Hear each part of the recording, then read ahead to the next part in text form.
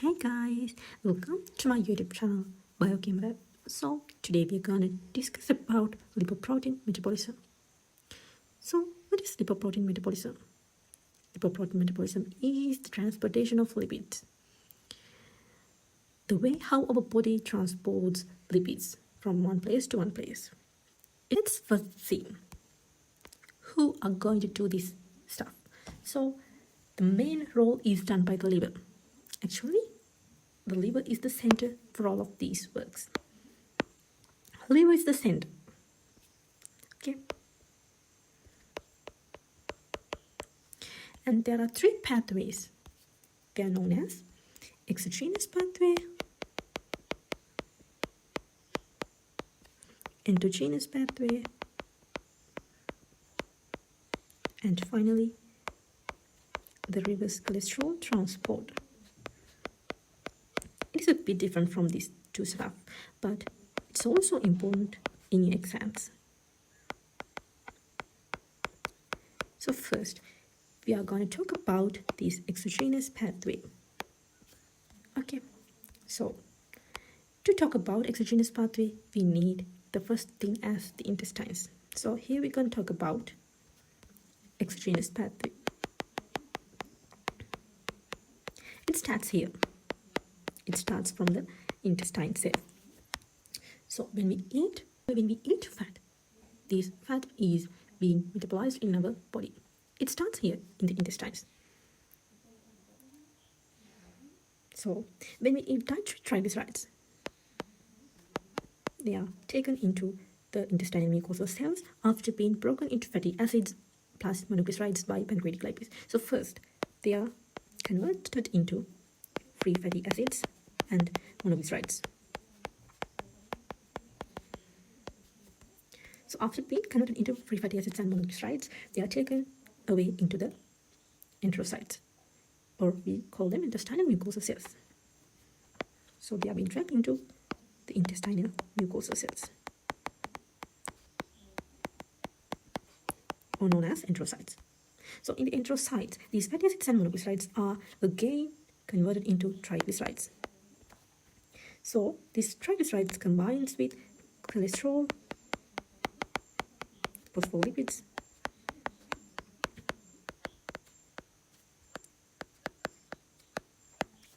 and ApoB48. So all of them make a whole new creation known as chylomicron. So actually, this is a molecule shaped like a sphere. So the membrane of the sphere is made out of phospholipids and ApoB48. Both triglycerides and cholesterol are inside this creation. So this ApoB48 is important in here. As I say, this ApoB48 is the thing which makes chylomicron. So it is so special with chylomicron. So these chylomicrons are not matured. They have to be matured. So how are they gonna be matured? So they become matured chylomicrons after getting ApoC2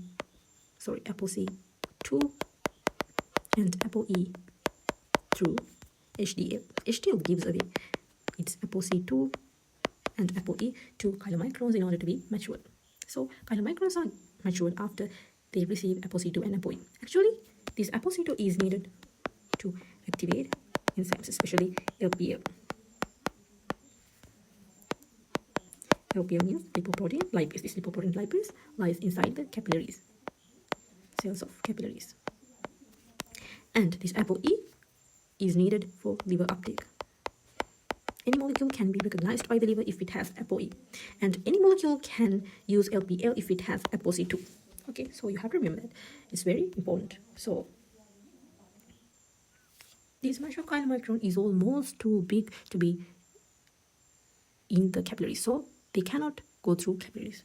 So instead, they join to lymphatics and through thoracic duct. They join with the bloodstream.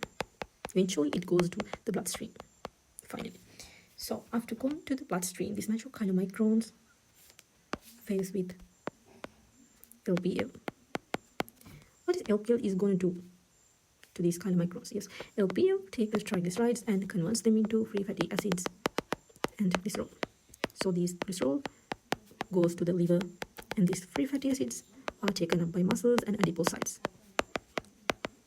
Muscles need these free fatty acids to gain energy, when these adipocytes need them to be stored. Okay, so it's like that. After giving triglycerides, these chylomicrons get densed with cholesterol. We know them as chylomicron remnants. We call them as chylomicron remnants. And these chylomicron remnants actually can go to the liver, and liver uses the cholesterol inside it. Liver processes the cholesterol remaining inside the chylomicron remnant. So in these two incidences, here, LPL can interact with these mature chylomicrons due to the ApoC2 activity. And here, this chylomicron remnant is being recognized by the liver through ApoE transport. So this is the end of the exogenous pathway. So let's talk about the endogenous pathway. So endogenous pathway starts here through the liver. So, okay. So the liver produces cholesterol and triglycerides, and liver produces triglycerides and cholesterol, and it needs to make a molecule, so it makes VLDL, including ApoB100. So containing all of them along with phospholipids,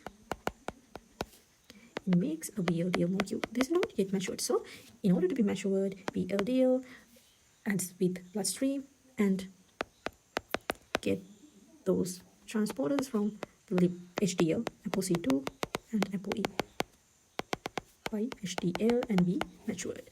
After that, this VLDL can interact with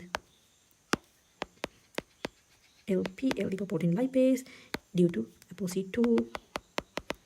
And after being interacted with LPL, it releases its triglycerides to be converted into free fatty acids and glycerol. And this glycerol is taken to the liver, you already know, and these free fatty acids already gone to muscles and adipocytes. You know it already. So after that, VLDL becomes more dense with cholesterol, and it's almost known as IDL. So IDL is have more cholesterol than VLDL, and IDL has two fates. Either it can goes to the liver, or it can be converted into LDL. So IDL already have that ApoE thing, so it can be recognized by the liver, and liver can process the cholesterol remaining inside the IDL. And this IDL can be converted into LDL via hepatic lipase, and this hepatic lipase is not inside the hepatocytes. This hepatic lipase is on the surface of hepatocytes, so it doesn't need to go inside the hepatocytes to be converted into LDL. So hepatic lipase converts IDL into LDL, and this LDL is the most rich one with cholesterol. That's why we say the person is in danger if he has a higher LDL percentage in his blood or serum. So this LDL gives cholesterol to peripheral tissues.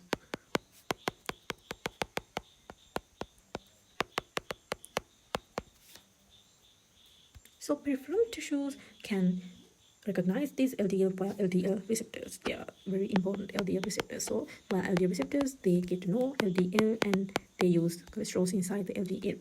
And inside cells, this cholesterol is used either for membrane synthesis. You know already that membrane has cholesterol to keep its fluidity. And after that, it can make steroid hormones also. So if we have excess LDL, these excess LDL are taken up by liver after that. That is how it is being regulated. So finally, we are going to talk about reverse cholesterol transport. So HDL plays the main role in here. Reverse cholesterol transport. So, okay. So this HDL is synthesized in the liver. So how this HDL is synthesized? Yeah, using ApoA receptors. ApoA1 receptors. So you already know that HDL also has ApoC2 and ApoE, but they are not permanent, they are temporary, as it has to give away those ApoC2 and ApoE towards VLDL or Chylomicron. So ApoA1 is the permanent thing it has. So HDL can collect cholesterol from peripheral tissues. It can take cholesterol from peripheral tissues, and eventually this cholesterol is converted into cholesterol ester.